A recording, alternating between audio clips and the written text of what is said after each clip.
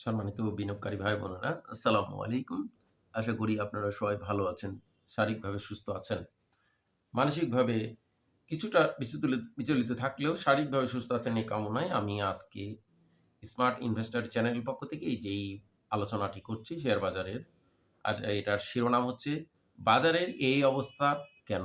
পার্টিরা কি বের হয়ে গেল?" এই শিরোনামে আমি আজকে আপনাদের সামনে এই আঞ্চলিক শিরোনামে আলোচনাটি উপস্থাপন করছি। মনোযোগ দিয়ে আপনাদেরকে শোনার জন্য অনুরোধ করছি। ১ম এ আসা যাক আজকের বাজারের চিত্রটা কিছুটা আপনাদের সামনে তুলে ধরি। ৫,৫১৯ পয়েন্টে আজকে বাজার কিন্তু ক্লোজ ছিল। যা ৫১.৪৫ পয়েন্ট আজকে নেগেটিভ হয়েছে বাজার। এবং বাজারের লেনদেনও কিন্তু আজকে ৯৩৫ কোটি, দ্যাট মিনস অনেক লেনদেন কমে গেছে।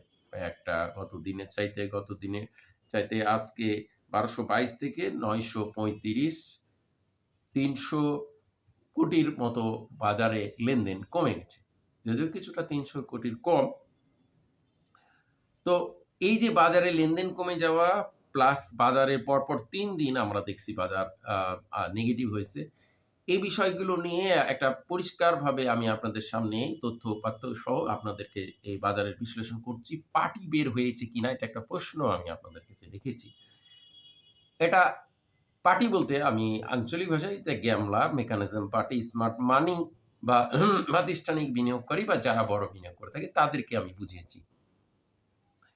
আপনাদেরকে এই বিষয়টি বলার আগে আপনাদেরকে একটু স্মরণ করে দিতে চাই, আপনারা অতীত হিস্ট্রিগুলো দেখবেন ঢাকা স্টক এক্সচেঞ্জে ইতিপূর্বে ইতিপূর্বে যখনই বাজারে ১২০০ কোটি লেনদেন হয়েছে, অনেকবার, ১ বার ২ বার নয়, অনেকবার যখনই বাজারে ১২০০ কোটি লেনদেন হয়, তখনই বাজারে একটি পক্ষ যারা সাইড লাইনে চলে যায় বা স্মার্ট মানি বা অধিকাংশ বিনিয়োগকারী অবজারভেশন মোডে চলে যায়। এটা আমাদের ঢাকা স্টক এক্সচেঞ্জের একটি অসুখ পরিণত হয়ে গেছে, আমরা বলতে পারি।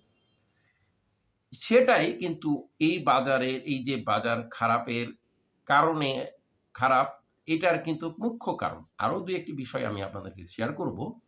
আপনারা অতীত হিস্ট্রিগুলো ঘাঁটলে বা যারা বাজারের সঙ্গে লেগে থাকেন বা বাজারে কন্টিনিউ থাকেন তারা জানেন বিষয়টি। তো এইবার কিন্তু আমরা ৫,৬০০ পয়েন্টে বাজার ক্লোজ পেয়েছিলাম। যা আমরা ইতিপূর্বে ৫,৪৭৬ এই যে রেজিস্ট্যান্স ব্রেকআউট করে নতুনভাবে ৫,৬০০ একটা হাই ভ্যালু করছিল ৫,৬০০, আমরা পেয়েছিলাম ৬৫৩ বা ৫৪ বলা যায়। এই পয়েন্টটা পেয়েছিলাম হাই ভ্যালু। এই ভ্যালুটা কিন্তু ও ইতিপূর্বে ৫,৪৭৪ এর ভ্যালুর ক্রসের পর নতুন হাই ভ্যালু। তো এখন আমি মূল ফ্যাক্টে আসবো এবং সেই দিন যেদিন ৫,৬০০ ক্লোজ ভ্যালু ছিল, তার পরের দিনই কিন্তু ৫,৬৫৩ উঠার পর সেদিন কিন্তু কারেকশন হয়েছিল। এরপর পূর্বে আমি আপনাদেরকে বলি ১৫ ফেব্রুয়ারি ১২৭৫ কোটি যেটা ৫,৬০০ সেদিন কিন্তু টপ লেনদেন হয়েছে এই রিসেন্ট টাইমের মধ্যে। এবং তারপর আবার ১২৫৭, তারপর ১২২৩। এই যে ১২০০ র ঘরে এই ৩ টা দিন বাজার কিন্তু অধিকাংশ বিনিয়োগকারী প্রফিট টেকিং করেছে। প্রফিট টেকিং করেছে বা তাদের হাতে থাকা বিভিন্ন ইনস্টিটিউট, মার্চেন্ট ব্যাংক বা যারা বড় বিনিয়োগকারী তারা কিন্তু এই প্রফিট টেকিং এর একটা পূর্বে তাদের একটা প্রস্তুতি ছিল। কেমন? আমি বলি, আপনারা লক্ষ্য করবেন যখন কিন্তু নির্বাচনের আগের পরিস্থিতি ছিল ২৫শে জানুয়ারি বাজার ছিল ৫,০৭২ ইনডেক্স। সে সময়ে লেনদেন ছিল আ আ খুবই কম ৫২৫, ৫০০-৬০০ র ঘরে ৫২৫ ছিল সেদিন লেনদেন। এরপর তার পরের দিন থেকে বাজার ধীরে, ধীরে ইনক্রিজ করে কিসের জন্য? যে সামনে নির্বাচন আসছে, বাজারে একটা ভালো অবস্থান হবে। নতুন সরকার, গণতান্ত্রিক সরকার আসবে। তো এই ধারা সেন্সে কিন্তু তারা যারা স্মার্ট বিনিয়োগকারী, যারা সচেতন, যারা মার্চেন্ট ব্যাংক ইনস্টিটিউট, তারা কিন্তু এই সময়গুলোতে ইনভেস্টে গেছে এবং তাদের উদ্দেশ্য থিম ছিল নির্বাচনের পরেই তারা প্রফিট টেকিং করবে বা লাভ নিয়ে বের হবে একটা ভালো হ্যান্ডসাম প্রফিট। আমি আমার যারা চ্যানেলে ভিউয়ার যারা তারা কিন্তু আমি এই কথাগুলো বলেছি যে নির্বাচনের পর কিন্তু বিনিয়োগকারী যারা স্মার্ট বিনিয়োগকারী তারা কিন্তু প্রফিট টেকিং করবে। এটা কিন্তু আমি আপনাদেরকে বলেছি। এই সুযোগটা ইউটিলাইজ করবে। তো সেম এই কাহিনীটাই হয়েছে এবং এটাই হয়েছে। আমরা ৫,০০০ পয়েন্ট থেকে ৫,০৭২ পয়েন্ট থেকে আমরা ৫,৬৫৩ দ্যাট মিনস ৬০০ পয়েন্টের কাছাকাছি একটা ডেভিয়েশন। এই ডেভিয়েশনে অনেক স্মার্ট বিনিয়োগকারী তো শুধু বাদই রাখলাম। মার্চেন্ট ব্যাংক ইনস্টিটিউট তারা তাদের কথা বাদ রেখে অনেক সাধারণ বিনিয়োগকারীরও কিন্তু হ্যান্ডসাম প্রফিট হয়েছে এবং এটা একটা ফ্যাক্ট গেল। এটার বদৌলতে তারা প্রফিট টেকিং করবে, এটা স্বাভাবিক এবং ১২০০ প্লাস কোটি লেনদেন হলেই বাজারে একটা আমাদের ঢাকা স্টক এক্সচেঞ্জে একটা ভূত ঢুকে যায় যে এখান থেকে বের হতে হবে, এখন সেল করে দিতে হবে। এই ভূত কিন্তু অনেকদিন ধরে চলে এবং বহু হিস্ট্রি চলে। তবে আমি আপনাদেরকে আরো একটি সুখবর দিই যে এই ভূত কিন্তু আর থাকবে না।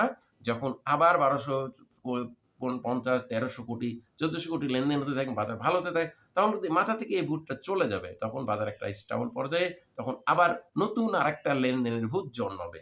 চাই হতে পারে ১৬০০, ১৭০০ বা ২০০০। তো এটা একটা সিম্পল এবং সহজ ম্যাটার।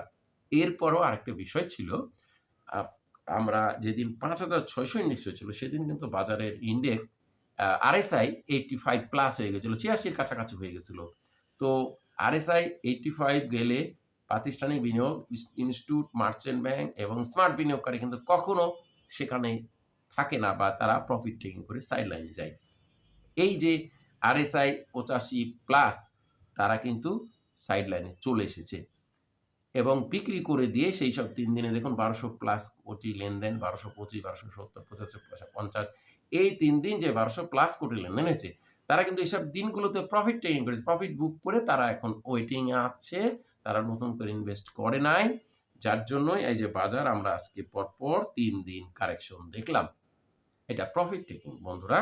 এটা কোনো প্যানিক বা আতঙ্কিত হওয়ার কিচ্ছু নেই। তো আমি স্বাভাবিকভাবে আপনাদেরকে আবারও মনে করে দিতে চাই, এটা আমাদের বাজারের একটা কালচারে পরিণত হয়েছে। ভয়ের কিছু নাই। এবার কিন্তু একটা শক্ত ইমপ্রেশন আছে। সুতরাং ওই বিষয়টি কিন্তু এবার মোটিভেট হবে না। এবার নতুনভাবে বাজার গতি ফিরে পাবে। আমি মনে করি বাজার আগামীকাল ফার্স্ট আওয়ার না হলেও সেকেন্ড আওয়ার থেকে বাজার আবার তার গতি ফিরে পাবে এবং পজিটিভে চলে আসবে। আপনাদেরকে অনুরোধ করব, এটা নাথিং ব্যাপার। বাজারের কারেকশন প্রয়োজন ছিল, সেটাই হয়েছে এবং আগামীকাল থেকে বাজার আমি মনে করি পুনরায় একটা আপস অ্যান্ড ডাউন করে এগিয়ে যাবে এবং বাজারের একটা ভালো অবস্থান পুনরায় তৈরি হবে।